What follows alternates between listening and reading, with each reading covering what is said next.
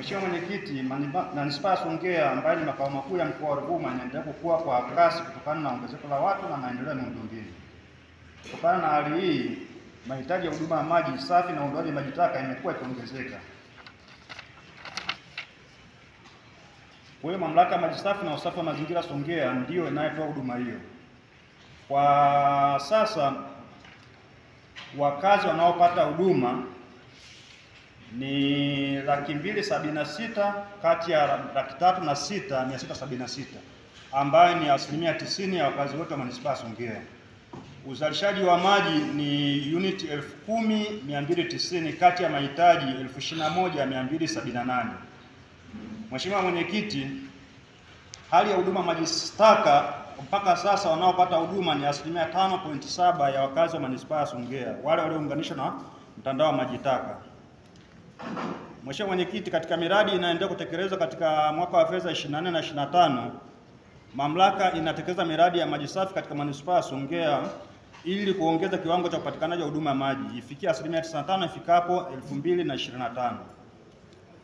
Katika maeneo hayo kuna miradi miwili inaendelea kutekelezwa kufikia Disemba. Moja, eneo la Subira, tuna mradi unatekeleza gharama yake bilioni 1,168, na mradi wa upanuzi eneo la mtandao maji safi katika eneo la Luawasi, eneo la mtaa wa Mtaungana, ambayo jumla inagharimu bilioni 1.4. Mpaka kufikia Disemba fedha zilizotumika ni milioni 553 kama inavyoonyeshwa katika jedwali namba 48. Mheshimiwa Mwenyekiti, mradi wa kimkakati wa miji 28 katika mji wa Songea.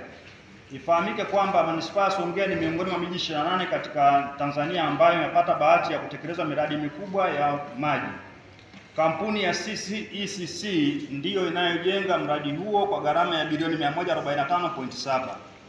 Kazi ambazo wanafanya wakandarasi hao ni ujenzi wa chanzo cha maji chenye uwezo wa lita milioni 17 kwa siku, ujenzi wa mtambo kuchuja na kutibu wenye uwezo wa kutibu lita milioni 16 kwa siku, matanki matatu yenye uwezo wa kuhifadhi maji lita milioni 9, na ujenzi wa bomba za kusafirisha maji kilomita 30.2, na upanuzi wa mtandao wa mabomba ya usambazaji kilomita 34.7 katika Manispaa ya Songea.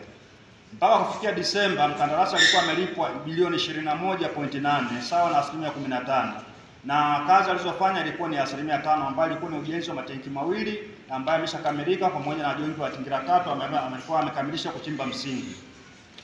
Mheshimiwa Mwenyekiti, miradi inayotarajiwa kutekelezwa katika mwaka wa fedha huu 24/25 kuna miradi miwili. Moja, kuna mradi mdogo kule eneo la Sanangula ambao utagharimu milioni 531, na mradi wa Sinai na London wa upanuzi wa bomba na ujenzi wa miundombinu ya bomba maji safi katika maeneo hayo ambao unagharimu bilioni 1.59.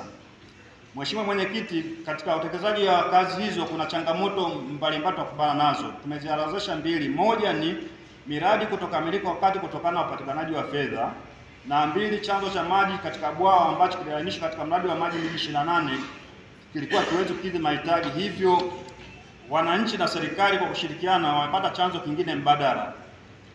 Na pia mamlaka imekuwa ikikumbusha Wizara ya Maji kuhusu kutolewa fedha kwa wakati ili miradi ikamilike.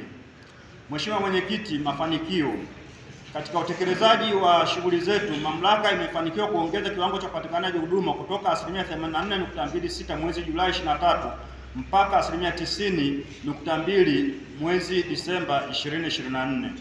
Hitimisho, mamlaka inapenda kutoa shukrani za dhati kwa serikali ya Jamhuri ya Muungano wa Tanzania kwa kutenga na kutoa fedha kwa ajili ya kutekeleza miradi ya maji safi katika Manispaa ya Songea. Uwekezaji huu ni hatua kubwa kuelekea kuboresha hali ya upatikanaji wa maji safi kwa wananchi ambao ni kiungo muhimu katika afya, usafi na maendeleo endelevu. Asanteni sana.